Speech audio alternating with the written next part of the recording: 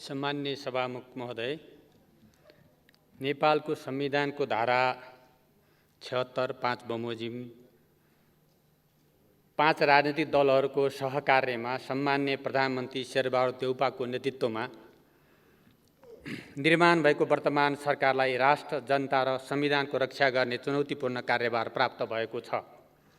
विकास र समृद्धिसहित समाजवाद उन्मुख अर्थतन्त्र निर्माण गर्ने संवैधानिक मार्गदर्शनको आधारमा अगाडि बढ्न, विगतका कमी कमजोरी र गलत अभ्यासबाट पाठ सिक्दै जनताप्रति उत्तरदायी बन्नु वर्तमान सरकार र गठबन्धनमा सहभागी दलहरूको जिम्मेवारी हुन पुगेको छ। सम्मान्य प्रधानमन्त्री शेरबहादुर देउपाको नेतृत्वको सरकारले निर्माणपछि देशको भविष्य अन्धकारबाट उज्यालोतिर, असंवैधानिकताबाट संवैधानिकतातिर, निरङ्कुशताबाट लोकतन्त्रतिर, संवैधानिक लोकतान्त्रिक गणतन्त्रको सुदृढीकरणतिर, समावेशी समानुपातिक प्रतिनिधित्वको सुदृढीकरणतिर, सङ्घीय प्रणालीको सुदृढीकरणतिर, सामाजिक न्यायतिर जाने मैले विश्वास लिएको छु। सुशासनतिर यो अगाडि बढ्नेछ र लोकतन्त्रको विचारमा सहकार्यमा यो सरकार चल्नेछ। यो सरकारको वैचारिक कुरा लोकतान्त्रिक मूल्य र मान्यता हो। सभामुख महोदय, असंवैधानिक रूपमा प्रतिनिधि सभा दोस्रो पटक समेत भङ्ग गरेर सरकार कामचलाउ अवस्थामा परिणत भइसकेपछि समेत संवैधानिक व्यवस्था र लोकतन्त्रको स्थापित मान्यता विपरीत अध्यादेश मार्फत बजेट घोषणा गरिएको थियो। जनप्रतिनिधिको अनुमोदन बिना जनतामाथि कर लगाउन नपाइने लोकतान्त्रिक मान्यता विपरीत गई सरकारको वार्षिक आयव्यय विवरणलाई सार्वभौम संसदमा छलफल हुनबाट समेत वञ्चित गरी अध्यादेश मार्फत बजेट प्रस्तुत गरिएको विषयमा मान्य सदस्यहरू जानकार नै हुनुहुन्छ। सम्मानित सर्वोच्च अदालत संवैधानिक इजलासको मिति 2078-3-28 को फैसलाको बुँदा नम्बर 108 मा उल्लेख गरिएको छ कि उत्तरदायी शासन व्यवस्थाको अनादर हुने गरी बजेट पेश गर्नुभन्दा हप्ता दिन अगाडि हठात प्रतिनिधि सभाको विघटन गरेर अध्यादेशको माध्यमबाट राजस्व र व्ययको अनुमानलाई कानुनी स्वरूप दिइनु तथा कामचलाउ सरकारले अनिवार्य सरकारी खर्चको लागि मात्र व्ययको व्यवस्था गर्नुपर्नेमा दीर्घकालीन महत्त्व र प्रभाव राख्ने प्रकृतिका नीति तथा वार्षिक कार्यक्रमको उद्घोष गर्नु वाञ्छित कुरा हुँदैन। साथै यस्तो अभ्यासले बजेट प्रणालीको स्थापित मूल्य र मान्यता समेत अवरुद्ध भएको छ। यसबाट मुलुकको सीमित स्रोत साधनको अनुचित, अपारदर्शी र स्वार्थ प्रेरित दोहन हुने तथा स्वेच्छाचारिताले प्रोत्साहन पाउने अवस्था र आधार तयार भएको छ। अध्यादेशकै माध्यमबाट बजेट लगायतका विविध विषयमा कानुनी बन्दोबस्त गरिने हो भने जनप्रतिनिधिमूलक शासन व्यवस्थाको कुनै अर्थ, सार्थकता र प्रयोजन रहँदैन। प्रतिनिधिमूलक संस्थाको हठात विघटन गरी अध्यादेश मार्फत बजेट प्रस्तुत गरिएको भए तापनि सरकार एक अविच्छिन्न संस्था हुने स्थापित मान्यता र लोकतान्त्रिक सुसंस्कार अनुरूप आर्थिक वर्ष 78-79 को आय र व्यय अनुमानको अध्यादेश प्रतिनिधि सभा समक्ष पेश गरिसकिएको छ। प्रस्तुत अध्यादेशलाई सत्ता सहयात्री दलहरूको साझा न्यूनतम कार्यक्रम, वर्तमान सरकारको नीति र प्राथमिकता, जनचाहना र कोभिड-19 महामारीको कारण सृजित चुनौती समेतको सम्बोधन हुने गरी सुधार गर्न छिट्टै नै प्रतिस्थापन विधेयक प्रस्तुत गर्नेछु। कोभिड-19 महामारीको उत्कर्ष र यसले सिर्जना गरेको आर्थिक चुनौतीका बीच यो सरकारको कार्य प्रारम्भ भएको छ। विगतको सरकारले कोभिड-19 महामारीको प्रारम्भमा विज्ञहरूका सल्लाह र सुझाव विपरीत सामान्य रुगाखोकीको रूपमा महामारीलाई परिभाषित गर्ने जस्ता कार्यले यसको नियन्त्रणमा थप जटिलता पैदा गर्यो। छिमेकी देशहरूमा देखिएको असर र प्रभावको सूक्ष्म विश्लेषण गरी स्वास्थ्य पूर्वाधारको निर्माण, परीक्षणको दायरा विस्तार, उपचारको उचित प्रबन्ध, पर्याप्त होल्डिङ सेन्टरको निर्माण, क्वारेन्टाइन, आइसोलेसन सेन्टर, आइसियु तथा एचडियु बेडको थप व्यवस्था, भेन्टिलेटर, अक्सिजनको अभाव जस्ता पक्षमा गम्भीरतापूर्वक ध्यान दिई समयमै पूर्व तयारी गर्न सकेको भए यति ठुलो मानवीय क्षति हुने थिएन। स्वास्थ्य मापदण्डको कडाइका साथ पालना र जनचेतना अभिवृद्धि जस्ता सामान्य विषयमा ध्यान नपुर्याई राजनैतिक स्तरबाट नै अनावश्यक रूपमा गरिएका शिलान्यास, उद्घाटन, सभा, प्रदर्शन जस्ता भिडभाडजन्य गतिविधिले कोरोनाको दोस्रो लहर तीव्र रूपमा फैलन सहयोग पुर्यायो। कोभिड-19 महामारीको पीडा भोगिरहेको जनजीवन र सेवाबाट शिथिल बनेको अर्थतन्त्रलाई पुनरुत्थान गरी नेपाली जनजीवनमा सकारात्मक परिवर्तन र समृद्धि ल्याउनमा वर्तमान सरकारको प्रयास केन्द्रित रहनेछ। सबै नागरिकलाई खोप दिएर मात्र कोरोना सङ्क्रमण रोकथाम एवं नियन्त्रण हुने स्पष्ट आधार देखिएको अवस्थामा विगतमा शीघ्र खोप आपूर्ति गर्ने इमान्दार प्रयास हुन नसक्दा आम नागरिकलाई यथा समयमै खोप उपलब्ध गराउन सकिएन। अर्कोतर्फ अनुदान र खरिद गरी प्राप्त खोपको वितरण र व्यवस्थापनको उचित योजना हुन नसक्दा पहिलो मात्रा खोप लगाइसकेका करिब 13 लाख नागरिक लामो समयदेखि दोस्रो मात्राको पर्खाइमा रहनु पर्यो। विषम 2078 असार मसान्तसम्म 26,79,811 जनाले कोभिड-19 महामारी विरुद्ध खोप पहिलो र 11,12,166 जनाले दोस्रो मात्रा लगाइसकेकोमा मिति 2078 साउन 25 गतेसम्म 45,25,435 जनाले पहिलो र 26,06,046 जनाले पूर्ण मात्रा खोप लगाइसकेका छन्। खोप लगाउन बाँकी व्यक्तिहरूलाई यथा समयमै खोप प्रदान गरी जनजीवनको रक्षा एवं अर्थतन्त्रलाई चलायमान बनाउने जिम्मेवारी हाम्रो सामु रहेको छ र स्वास्थ्य तथा जनसङ्ख्या मन्त्रालयबाट प्राप्त तथ्याङ्क अनुसार हालसम्म करिब 1 करोड मात्रा खोप नेपाल भित्रिएको अवस्था छ। म माननीय सदस्य मार्फत नेपाली दिदीबहिनी तथा दाजुभाइहरूलाई यो पनि स्मरण गराउन चाहन्छु कि सम्माननीय प्रधानमन्त्रीले वर्तमान सरकारको पहिलो प्राथमिकता खोप, दोस्रो प्राथमिकता खोप र तेस्रो प्राथमिकता खोप भनेर प्रश्नसँग राखिसक्नु भएको छ भने मैले अर्थमन्त्रीको कार्यभार सम्हाल्दा पहिलो निर्णयबाटै स्वास्थ्य तथा जनसङ्ख्या मन्त्रालयलाई कोभिड-19 विरुद्धको खोप खरिद गर्न थप रकम निकासा प्रदान गरेको छु। यसै पृष्ठभूमिमा रहेर म यस सम्मानित सदन मार्फत वर्तमान सरकारले कार्यभार सम्हाल्दाको अवस्थामा देशको वर्तमान आर्थिक अवस्थाको जानकारी प्रस्तुत गर्न गइरहेको छु। आर्थिक वृद्धि तथा कुल गारस्थे उत्पादनको संरचना। विषम 2072 सालको भूकम्पबाट प्रभावित अर्थतन्त्र पुनर्निर्माण एवं अन्य प्रयासहरूबाट सकारात्मक दिशातर्फ अघि बढिरहेको अवस्थामा कोभिड-19 महामारीले पुनः शिथिल बन्न पुगेको छ। आर्थिक वर्ष 73-74 र 74-75 क्रमशः 8.6% र 7.4% को उच्च आर्थिक वृद्धि दर हासिल भएको पृष्ठभूमिमा अत्यन्त सुविधाजनक बहुमतमा बनेको विगतको सरकारले आर्थिक वर्ष 75-76 मा 8.0% को आर्थिक वृद्धि दर हासिल गर्ने लक्ष्य राखेकोमा वृद्धि दर 6.4% मा सीमित हुन पुग्यो। आर्थिक वर्ष 76-77 मा 8.5% को आर्थिक वृद्धिको लक्ष्य राखिएकोमा यथार्थमा 2.1% ऋणात्मक हुन पुग्यो। आर्थिक वर्ष 77-78 मा पनि अर्थतन्त्रमा उल्लेख्य सुधार हुन सकेको अवस्था छैन। बजेट मार्फत आर्थिक वृद्धि दर 7.0% रहने अनुमान गरिएकोमा कोभिड-19 महामारीको दोस्रो लहरले अर्थतन्त्रमा गम्भीर प्रभाव पारेका कारण उक्त वृद्धि दर हासिल नहुने देखिएको छ। आर्थिक वर्ष 73-74 को कुल गारस्थे उत्पादनमा कृषि, उद्योग एवं सेवा क्षेत्रको योगदान क्रमशः 26.8%, 14.6% र 58.6% रहेकोमा आर्थिक वर्ष 77-78 मा यी क्षेत्रहरूको योगदान क्रमशः 25.8%, 13.1%, 61.1% रहने अनुमान छ। यसबाट अर्थतन्त्रको संरचनामा उल्लेखनीय परिवर्तन आएको देखिँदैन। आर्थिक समृद्धिको प्रमुख आधारको रूपमा रहेको औद्योगिक क्षेत्रको योगदान कुल गारस्थे उत्पादनमा न्यून रहनु र त्यसमा पनि उत्पादनमूलक उद्योगको योगदान हाल 5.1% मात्र हुनुले अर्थतन्त्रको आधार कमजोर रहेको समेत जनाउँछ। दिगो आर्थिक वृद्धिको आधार उत्पादनमूलक औद्योगिक क्षेत्रको विस्तार हुनुपर्नेमा यसतर्फ ठोस प्रगति हुन सकेको छैन। उत्पादनशील क्षेत्रमा आन्तरिक तथा बाह्य लगानीको अपर्याप्तता, उत्पादनमुखी भन्दा व्यापार केन्द्रित लगानी, उच्च उत्पादन लागत, सरकारको पुँजीगत खर्च गर्ने क्षमतामा कमी, आर्थिक वृद्धि र रोजगारी सिर्जना बीचको कमजोर सम्बन्ध, आर्थिक वृद्धिको लाभका असमान वितरण, अनौपचारिक क्षेत्रको हिस्सा नघट्नु जस्ता समस्या अर्थतन्त्रमा लामो समयदेखि रहँदै आएका छन्। आर्थिक विकास र समृद्धि हासिल गर्नका लागि यी समस्याहरूको सही सम्बोधन गर्न जरुरी छ। मूल्य स्थिति। पछिल्ला वर्षहरूमा उपभोग्य वस्तु तथा सेवाको मुद्रास्फीति दर वाञ्छित सीमाभित्रै रहँदै आएको छ। विगत 3 आर्थिक वर्षमा औसत उपभोक्ता मुद्रास्फीति 5.0% रहेको छ।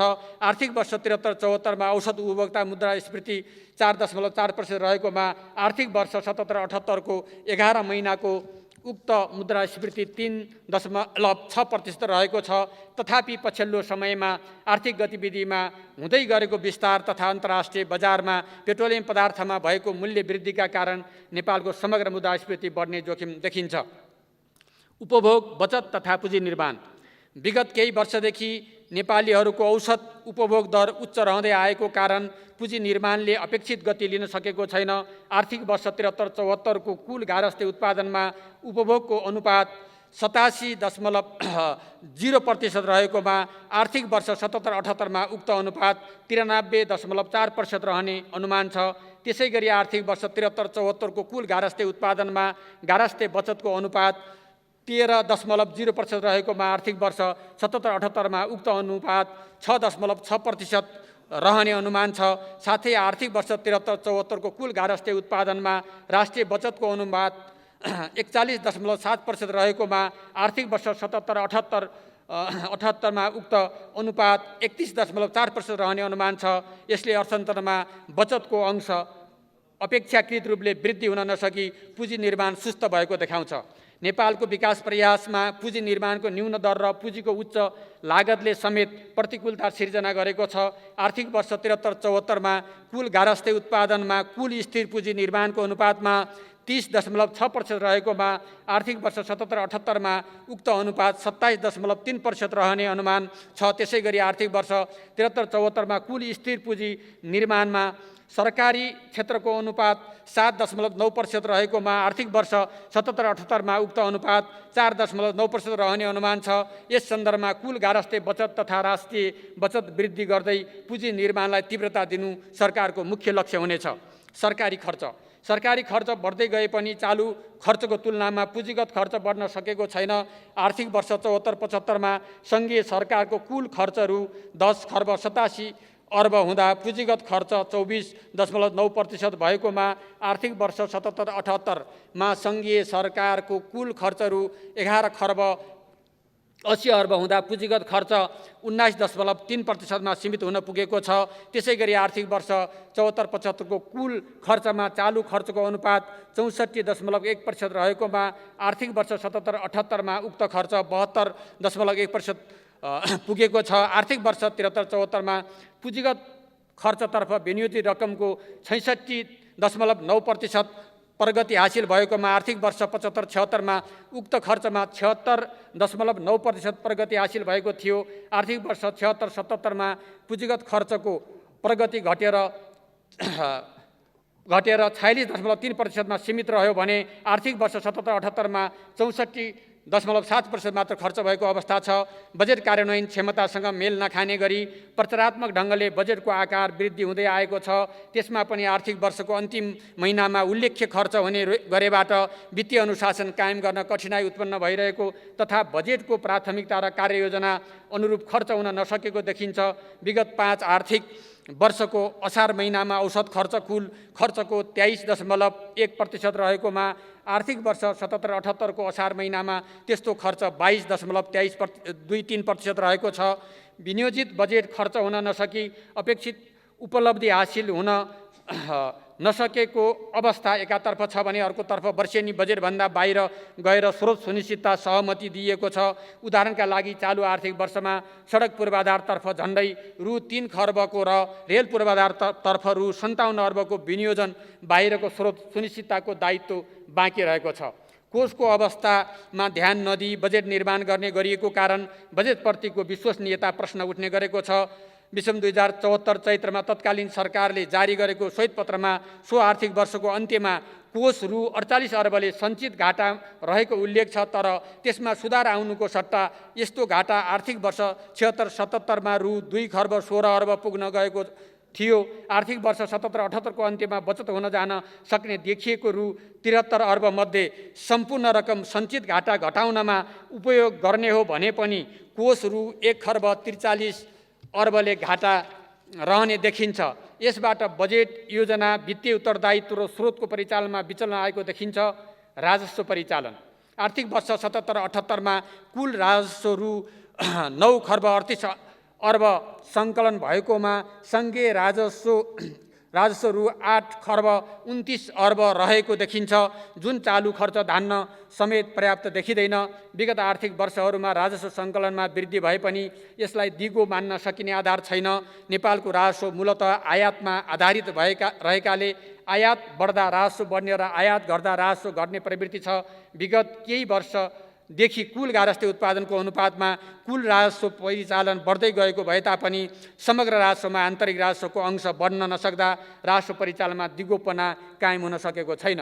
आर्थिक वर्ष 73-74 को कुल गारस्थे उत्पादनको अनुपातमा कुल राजस्व परिचालन 19.8% रहेकोमा आर्थिक वर्ष 77-78 मा उक्त अनुपात 22% रहेको छ। त्यसै गरी आर्थिक वर्ष 73-74 मा सङ्कलित कुल राजस्व मध्ये भन्सार बिन्दुबाट सङ्कलित राजस्वको अंश 41% रहेकोमा आर्थिक वर्ष 77-78 मा उक्त अनुपात 44.7% रहेको छ। उपभोग तथा आयातमा आधारित राजस्वलाई उत्पादनमुखी राजस्व प्रणालीमा रूपान्तरण गर्दै फराकिलो दायरा भएको चुहावट रहित सरल सबल र दिगो बनाउने गरी स्रोत परिचालन गर्दै जानुपर्ने देखिन्छ। वैदेशिक व्यापार निर्यातको कमजोर आधार एवं उच्च आयातका कारण व्यापार घाटा फराकिलो हुँदै गएको छ। आर्थिक वर्ष 57-58 मा 48% रहेको निर्यात आयात अनुपात आर्थिक वर्ष 77-78 मा 9.2% मा झरेको छ। यस तथ्यले हाम्रो निर्यातको प्रतिस्पर्धात्मक क्षमता कमजोर हुँदै गएको देखाउँछ। आर्थिक वर्ष 73-74 मा वस्तु निर्यात रु 73 अर्ब अर्थात् कुल गारस्थे उत्पादनको 2.4% रहेकोमा आर्थिक वर्ष 77-78 मा उक्त निर्यात रु 1 खर्ब 41 अर्ब अर्थात् कुल गारस्थे उत्पादनको 3.3% पुगेको छ। पछिल्लो समयमा आयातित कच्चा पदार्थमा आधारित निर्यातको हिस्सा बढेकोले समग्र निर्यातको वृद्धि उच्च देखिएको छ। आर्थिक वर्ष 73-74 मा रु 9 खर्ब 90 अर्ब अर्थात् कुल गारस्थे उत्पादनको 32.2% रहेको वस्तु आयात आर्थिक वर्ष 77-78 मा रु 15 खर्ब 40 अर्ब अर्थात् कुल गारस्थे उत्पादनको 36.1% पुगेको छ। आर्थिक वर्ष 77-78 को आयातमा पुँजीगत तथा औद्योगिक वस्तुको अंश क्रमशः 14.8% र 37.2% रहेको छ। खाद्यान्न, तरकारी, फलफुल, इन्धन लगायतका वस्तुको स्वदेशमै उत्पादन बढाई आयात कम गर्ने तथा स्वदेशी कच्चा पदार्थमा आधारित निर्यातको हिस्सा बढाउँदै यसको देशगत एवं वस्तुगत विविधीकरण गर्नेतर्फ ठोस कदम चाल्नुपर्ने देखिन्छ। शोधनान्तर स्थिति तथा विदेशी मुद्रा सञ्चिति आयात निर्यात तथा विप्रेसनमा भएको अस्थिरता मुलुकको शोधान्तर स्थितिमा प्रतिबिम्बित भएको छ। कोभिड-19 महामारीका कारण उपभोग तथा आर्थिक गतिविधि सुस्त भएकाले आर्थिक वर्ष 76-77 मा आयातमा उल्लेख्य कमी आएबाट शोधान्तर स्थिति रु 2 खर्ब 82 अर्बले बचत रह्यो, तर आयातमा उच्च विस्तार एवं सेवा आयमा सङ्कुचन लगायतका कारण आर्थिक वर्ष 77-78 को 11 महिनामा शोधनान्तर स्थिति रु 15 अर्ब 15 करोडले घाटा रहेको छ। विषम 2074 असार मसान्तमा रु 10 खर्ब 79 अर्ब विदेशी मुद्रा सञ्चित रहेकोमा 78 जेठ मसान्तमा उक्त सञ्चित रु 13 खर्ब 66 अर्ब कायम भएको छ। 2078 ज्येष्ठमा कायम रहेको विदेशी मुद्रा सञ्चिति 10 महिनाको वस्तु तथा सेवाको आयात धान्न पर्याप्त रहेको छ। विप्रेसन आप्रवाह आर्थिक वर्ष 73-74 मा वैदेशिक रोजगारबाट रु 6 खर्ब 95 अर्ब विप्रेसन आय प्राप्त भएकोमा आर्थिक वर्ष 77-78 को 11 महिनामा रु 8 खर्ब 71 अर्ब प्राप्त भएको छ। यद्यपि विप्रेसन आप्रवाहमा रहने अनिश्चितताले गर्दा विदेशी मुद्रा आर्जनको भरपर्दो विकल्प तयार गर्नुपर्ने आवश्यकता छ। विप्रेसनबाट प्राप्त रकमको ठूलो हिस्सा उपभोगमा खर्च हुने प्रवृत्ति कायमै रहेको छ। यस्तो आयको 70% भन्दा बढी रकम उपभोगमा खर्च हुने गरेको अध्ययनले समेत देखाएको छ। विप्रेसन आप्रवाहबाट अर्थतन्त्रमा पुगेको योगदानको मूल्याङ्कन गरी यसलाई उत्पादनशील क्षेत्रमा आकर्षित गर्नुपर्ने देखिएको छ र साथै वैदेशिक रोजगारीमा रहेको उच्च निर्भरता क्रमशः न्यूनीकरण गर्दै नेपालको आर्थिक विकासमा जनसाङ्ख्यिक लाभको उपयोग गर्न आन्तरिक रोजगारीका अवसरहरू सिर्जना गर्नुपर्ने देखिन्छ। अन्तर्राष्ट्रिय विकास सहायता परिचालन एकातर्फ वैदेशिक सहायताको खर्च गर्ने क्षमता बढाउन र यसको परिचालनबाट प्रभावकारी नतिजा हासिल गर्न सकिएको छैन भने अर्कोतर्फ वार्षिक बजेटको आकार बढाउनमा पनि यसलाई प्रयोग गरिएको देखिन्छ। आर्थिक वर्ष 73-74 मा वैदेशिक सहायताको अनुमान रु 3 खर्ब 2 अर्ब गरिएकोमा रु 1 खर्ब 49 अर्ब अर्थात् अनुमानको 49.3% मात्र प्राप्त भएको थियो। आर्थिक वर्ष 77-78 मा वैदेशिक सहायतातर्फ करिब रु 3 खर्ब 60 अर्बको अनुमान रहेकोमा रु 1 खर्ब 63 अर्ब अर्थात् अनुमानको 45.2% प्राप्त भएको छ। आर्थिक वर्ष 78-79 को विनियोजन अध्यादेशमा वैदेशिक सहायताको स्रोत अनुमान रु 3 खर्ब 73 अर्ब गरिएको छ, जुन अघिल्लो आर्थिक वर्षमा वैदेशिक सहायताको वास्तविक खर्चको तुलनामा दोब्बरभन्दा बढी रहेको छ। वैदेशिक सहायता परिचालन गर्दा पर्याप्त मात्रामा तयारी गरी परियोजनाहरूको गहन विश्लेषण गर्नुपर्ने मान्यता रहे पनि सोको प्रभावकारी कार्यान्वयन भएको देखिँदैन। यस्ता परियोजनाहरूको विकासमा आन्तरिक क्षमता कमजोर रहेका कारण सम्बन्धित साझेदारको अधिक संलग्नता रहँदै आएको एवं कार्यान्वयन क्षमता समेत सन्तोषजनक नरहँदा अपेक्षित उपलब्धि हासिल हुन सकेको छैन। साथै अनुत्पादक क्षेत्रमा समेत सहायता परिचालन हुँदै विदेशी सहायताको प्रभावकारिता बढ्न सकेको छैन। वैदेशिक सहायताको प्रभावकारिता अभिवृद्धि गर्न विकास साझेदार तथा सरकार दुवै पक्षले थप प्रयास गर्नुपर्ने देखिन्छ। सार्वजनिक ऋण आर्थिक वर्ष 73-74 मा कुल तिर्न बाँकी सार्वजनिक ऋण रु 6 खर्ब 98 अर्ब अर्थात् कुल गारहस्थ्य उत्पादनको 22.7% रहेकोमा आर्थिक वर्ष 77-78 मा 250%ले वृद्धि भई रु 17 खर्ब 29 अर्ब अर्थात् कुल गारहस्थ्य उत्पादनको 40.5% पुगेको छ। कुल तिर्न बाँकी ऋण मध्ये रु 8 खर्ब 1 अर्ब आन्तरिक ऋण र रु 9 खर्ब 28 अर्ब बाह्य ऋण रहेको छ। आर्थिक वर्ष 2077-78 मा आन्तरिक ऋण रु 2 खर्ब 24 अर्ब र वैदेशिक ऋण रु 1 खर्ब 40 अर्ब गरी जम्मा रु 3 खर्ब 64 अर्ब अर्थात् कुल सङ्घीय खर्चको 30.8% परिचालन भएको छ। यसरी सार्वजनिक ऋण उल्लेख्य रूपमा वृद्धि हुँदै गए तापनि देशको आर्थिक वृद्धि तथा विकासमा अपेक्षित प्रतिफल हासिल हुन सकेको छैन। सार्वजनिक ऋणको भार बढ्दै जाने र त्यसको उत्पादनशील क्षेत्रमा महत्तम परिचालन हुन नसक्ने अवस्थाले भविष्यमा विकासका लागि स्रोतको अभाव हुन सक्ने र विकास वित्त परिचालनका लागि उच्च लागत पर्न जाने देखिन्छ। साथै उच्च दरमा हुने आन्तरिक ऋण परिचालनले निजी क्षेत्रको वित्तीय साधनको उपलब्धतामा समेत नकारात्मक प्रभाव पर्न जाने देखिन्छ। बढ्दो सामाजिक ऋणको सामा तथा ब्याज भुक्तानीका लागि राजस्वको ठूलो हिस्सा छुट्याउनु पर्ने परिस्थिति निर्माण हुने खतरा समेत रहेको छ। वित्तीय क्षेत्र विषम 2074 असार मसान्तमा वाणिज्य बैङ्कहरूको कुल कर्जा लगानीमा कृषि ऊर्जा उद्योग लगायतका प्राथमिकता प्राप्त क्षेत्रमा प्रभावित कर्जाको अनुपात 18.2% रहेकोमा 78 जेठमा उक्त अनुपात 27.9% रहेको छ र जसमध्ये कृषि क्षेत्रमा 12.7%, ऊर्जातर्फमा 6% र अन्य प्राथमिकता क्षेत्रमा 9.2% कर्जा प्रभाव भएको छ। तोकिएका प्राथमिकता प्राप्त क्षेत्रमा का अतिरिक्त समग्र उत्पादनशील तथा पूर्वाधार विकासमा समेत थप लगानी विस्तार गरी अर्थतन्त्रमा वित्तीय क्षेत्रको योगदान बढाउँदै जानुपर्ने आवश्यकता छ। ज्ञान, सिप, शिक्षा र व्यावसायिक परियोजनामा आधारित कर्जा विस्तारमा जोड दिनुपर्ने देखिएको छ। वित्तीय क्षेत्रबाट प्रभाव हुने कर्जाको अधिक हिस्सा सीमित स्थानका सीमित व्यक्तिहरूमा केन्द्रित रहँदै आएका कारण सर्वसाधारणको वित्तीय पहुँच कमजोर भएको छ। बैङ्क तथा वित्तीय संस्थाहरू सहर केन्द्रित हुनुका साथै वित्तीय साक्षरता समेत अपर्याप्त रहेकोले सीमान्तकृत वर्गले बैङ्किङ सेवाबाट अपेक्षित लाभ प्राप्त गर्न नसकेको अवस्था छ। त्यसै गरी सहकारी संस्था लगायतका अन्य गैर बैङ्किङ वित्तीय संस्थाहरूको थप क्षमता वृद्धि एवं नियामकीय सुधार गर्दै उक्त संस्थाहरूबाट हुने स्रोत परिचालनलाई लागत प्रभावी एवं प्रतिफलमुखी बनाउनु पर्ने आवश्यकता छ।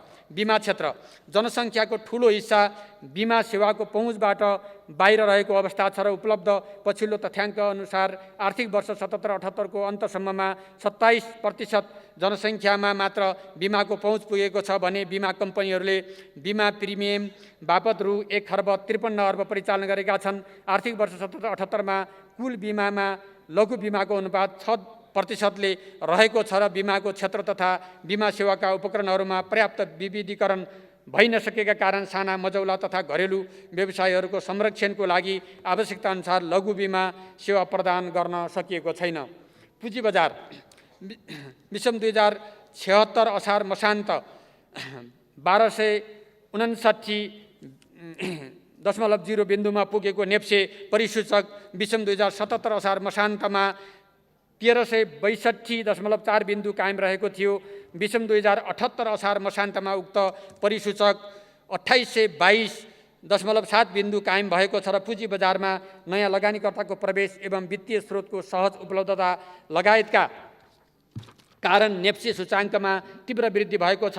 विषम 2077 असार मसान्तमा बजार पुँजीकरणको कुल गारस्थे उत्पादनसँगको अनुपातमा 45.8% रहेकोमा विषम 2078 जेठ मसान्तमा उक्त अनुपात 98.8% कायम भएको छ। पुँजी बजारमा सूचीकृत कम्पनीहरूमा वित्तीय संस्थाको सङ्ख्या अधिक रहेको छ भने उत्पादन क्षेत्रका कम्पनीहरूको उपस्थिति न्यून रहेको छ। पुँजी बजार मार्फत उत्पादनमूलक क्षेत्रको विकासका लागि पुँजी परिचालन गर्न आवश्यक संस्थागत तथा नीतिगत सुधारको खाँचो रहेको छ। लगानीकर्ताको मनोबल उच्च पार्न सम्बन्धित निकायबाट नियमन र अनुगमनलाई थप प्रभावकारी बनाई पुँजी बजारलाई सुशासनयुक्त, पारदर्शी, प्रविधि मैत्री र जवाबदेही बनाउनु पर्ने भएको छ। साथै पुँजी बजारमा स्वचालित प्रणाली प्रवर्धन गर्ने र साना लगानीकर्ताको पहुँच बढाउँदै लगानीकर्ताको हित संरक्षण गरी स्वस्थ बजार प्रणाली विकास गर्दै लानुपर्ने देखिन्छ।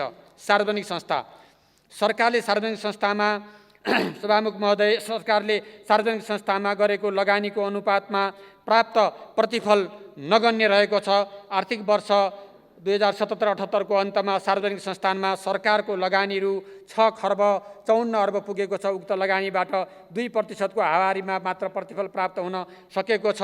सञ्चालनमा रहेका सार्वजनिक संस्थाहरूमध्ये 24 वटा संस्थाहरू मात्र नाफामा सञ्चालित छन् भने 18 वटा संस्थाहरू घाटामा सञ्चालित छन्। नाफामा रहेकाहरूमध्ये पनि अधिकांश संस्थानहरू सामान्य सञ्चालन नाफामा मात्र रहेका छन्। प्रत्येक वर्ष सार्वजनिक संस्थानहरूको सञ्चित नोक्सानी थपिँदै आर्थिक वर्ष 76-77 मा रु 34 अर्ब 24 करोड पुगेको छ। सार्वजनिक संस्थानहरूको व्यवस्थापकीय सुधार हुन नसक्ने हो भने संस्थान स्थापनाको उद्देश्य र औचित्य स्थापित गर्न सकिने देखिँदैन। कतिपय संस्थानहरूले कोषमा व्यवस्था नगरिएको दायित्व सिर्जना गरेका कारण नेपाल सरकारले वर्षेनी ठूलो रकम खर्चिनु परेको छ। विगतमा संस्थान सुधारका लागि विभिन्न उपायहरू अवलम्बन गरिएको भए तापनि अपेक्षित नतिजा हासिल गर्न सकिएको छैन। साथै निजीकरण गरिएका कतिपय सार्वजनिक संस्थानहरू थप प्रभावकारी रूपमा सञ्चालन हुनुपर्नेमा बन्द वा रुग्ण अवस्थामा पुगेका छन्। राष्ट्रिय ध्वजाबाहेक नेपाल वायु सेवा निगमलाई सरकारको जमानीमा वित्तीय संस्थाहरूबाट ऋण उपलब्ध गराई नयाँ हवाईजहाज खरिद गरिएकोमा व्यवस्थापकीय असक्षमता लगायतका कारण व्यापार प्रदर्शन हुनुको सट्टा वित्तीय अवस्था झन कमजोर भई ऋणको दायित्व बढ्दै गएको छ।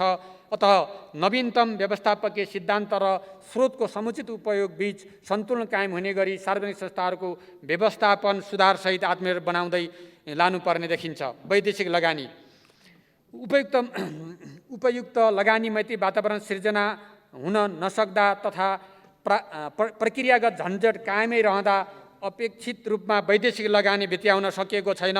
आर्थिक वर्ष 73-74 मा रु 13 अर्ब 50 करोड खुद वैदेशिक लगानी भित्रिएकोमा आर्थिक वर्ष 77-78 को 11 महिनामा रु 16 अर्ब 20 करोड भित्रिएको छ।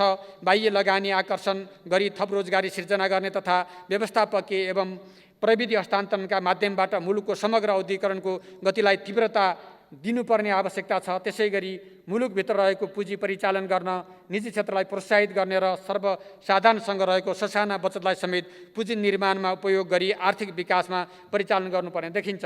गरिबी र आर्थिक असमानता अझै पनि मुलुकमा 18.7% नागरिक गरिबीको रेखामुनि रहेका छन्।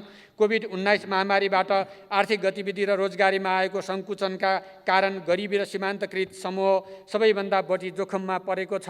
कोभिड-19 महामारीको दोस्रो लहरले गरिबी र बेरोजगारीको सङ्ख्या थप बढ्ने देखिन्छ। आर्थिक नीतिहरू गरिब तथा सीमान्तकृत समूह केन्द्रित हुन नसकेका कारण तथा आर्थिक वृद्धि दरको तुलनामा पुँजीमा आधारित आयको प्रतिफल दर उच्च रहेबाट आर्थिक असमानता बढ्दै गएको आकलन गर्न सकिन्छ। साथै आर्थिक वृद्धिबाट प्राप्त लाभहरू समेत तल्लो तहमा पुनर्वितरण हुन सकेका छैनन्। सम्पत्तिमा आधारित जिनी सूचाङ्क 0.31 रहेको छ भने आय समूहको माथिल्लो 10% र तल्लो 40% जनसङ्ख्याको अनुपात पालमा सूचाङ्क 1.3 रहेको छ।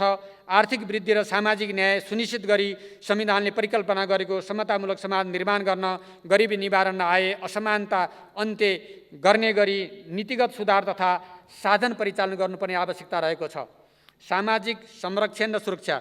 हाल विभिन्न समूहका गरी करिब 32 लाख नागरिकहरूले सामाजिक सुरक्षा भत्ता मार्फत लाभ प्राप्त गरिरहेका छन्। सो बाबत आर्थिक वर्ष 77-78 रु 76 अर्बभन्दा बढी रकम वितरण भएको छ। साथै सरकारले सञ्चालन गरेका सामाजिक सुरक्षाका कार्यक्रमहरू छरिएका र कतिपय कार्यक्रमहरूमा दोहोरोपना समेत भएकोले यसलाई पारदर्शी र छरितो बनाउनु पर्ने आवश्यकता छ। राष्ट्रिय गौरवका तथा प्राथमिकता प्राप्त आयोजनाहरूको व्यवस्थापन। हाल नेपालमा 22 वटा राष्ट्रिय गौरवका तथा 18 वटा रूपान्तरणकारी आयोजनाहरू सञ्चालित छन्। यस्ता आयोजनाहरूको कार्यान्वयनमा समस्याहरूको निरन्तरता देखिएको छ। वित्तीय प्रगतिको हिसाबले पनि आर्थिक वर्ष 77-78 मा राष्ट्रिय गौरवका आयोजनामा विनियोजित रकमको 58% मात्र खर्च हुन सकेको छ। यी आयोजनाहरूमध्ये कुनै पनि आयोजना पूर्वनिर्धारित समय, लागत एवं गुणस्तरमा सम्पन्न हुन सकेका छैनन्। सम्भावित समस्याको सही विश्लेषण नहुँदा मेलम्ची खानेपानी जस्तो राष्ट्रिय महत्त्वको आयोजनामा पनि प्रतिकूल प्रभाव परेको छ। आयोजना कार्यान्वयनमा रहेका विविध कमजोरीका कारण माथिल्लो तामाकोशी जस्तो बहुप्रतीक्षित आयोजना पनि उद्घाटनपछि तत्काल बन्द गर्नु परेको अवस्था छ। त्यसैगरी अन्य धेरै आयोजनाहरूमा समेत अपेक्षित प्रगति हुन सकेको छैन। अन्तर सरकारी वित्त व्यवस्थापन। सरकारले राष्ट्रिय प्राकृतिक स्रोत तथा वित्त आयोगको सिफारिसका आधारमा अन्तर सरकारी वित्त व्यवस्थापन गर्दै आएको छ र आर्थिक वर्ष 75-76 मा प्रदेश र स्थानीय तहलाई रु 3 खर्ब 8 अर्ब हस्तान्तरण भएको थियो भने आर्थिक वर्ष 77-78 मा रु 3 खर्ब 87 अर्ब हस्तान्तरण भएको छ। तथापि प्रदेश र स्थानीय सरकारको माग बमोजिम स्रोतको व्यवस्थापन गर्न सकिएको छैन। अन्तर सरकारी वित्त व्यवस्थापन अन्तर्गत प्रदेश र स्थानीय तहमा राजस्व बाँडफाँड मार्फत कुल राजस्वको करिब 11.6% र वित्तीय अनुदानमा कुल बजेटको करिब 24% रकम हस्तान्तरण भएको छ। अनुदानबाट सञ्चालित हुने कतिपय आयोजना छनौट समेत सङ्घीय स्तरबाट हुने भएकाले वित्तीय स्वायत्तता सङ्कुचित भएको छ। साथै कतिपय अवस्थामा एउटै परियोजनामा तिनै तहका सरकारबाट रकम विनियोजन भएका कारण स्रोतको दोहोरोपन र दुरुपयोग समेत हुन सक्ने देखिन्छ। केही स्थानीय तहहरूमा संवैधानिक तथा कानुनी प्रावधान बमोजिम तोकिएको समयमा बजेट पेश नगरिएको तथा बजेट पारित नै नगरी खर्च समेत गरिएको हुँदा वित्तीय अनुशासन पालना सुनिश्चित हुन सकेको छैन। सभामुख महोदय, सुशासन र प्रशासन सङ्घीय निजामती सेवा ऐन विगत 3 वर्षदेखि संसदमा विचाराधीन रहेको छ। परिणामस्वरूप प्रदेश र स्थानीय तहको कर्मचारी व्यवस्थापनमा समेत अन्योलता छाएको छ। चुस्त, उत्प्रेरित र सेवामुखी कर्मचारी प्रशासन बिना विकासमा नतिजा हासिल गर्न र जनतामा सेवा सुविधा पुर्याउन कठिन हुने सन्दर्भमा यसतर्फ सबैको ध्यान जान जरुरी छ।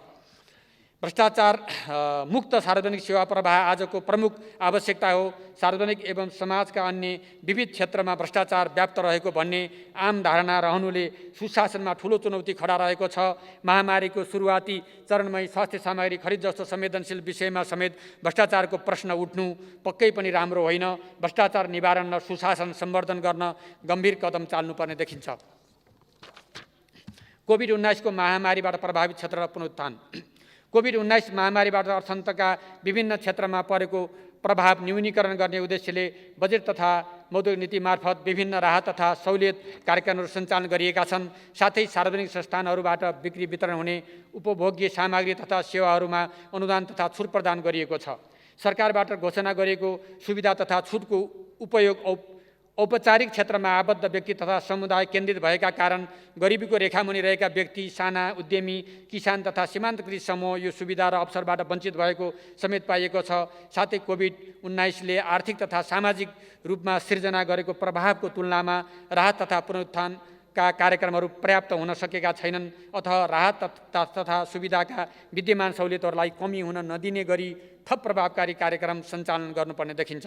अन्त्यमा कोभिड-19 महामारीबाट सिर्जित जनस्वास्थ्य माथिको ऐतिहासिक गम्भीर सङ्कटपूर्ण अवस्था तथा मुलुकको अर्थतन्त्रले भोगिरहेको प्रतिकूल परिस्थितिका बीच वर्तमान सरकारले कार्यभार सम्हालेको छ। यति बेला सरकारको पहिलो कर्तव्य नै सबै नेपालीलाई कोभिड-19 विरुद्धको खोप र अन्य आवश्यक स्वास्थ्य सुविधा उपलब्ध गराई जनस्वास्थ्यको रक्षा गर्नु र थप राहत पुनर्स्थापनाका कार्यक्रम एवं नीतिगत सुधारको माध्यमबाट अर्थतन्त्रलाई नयाँ गति प्रदान गर्नु रहेको छ।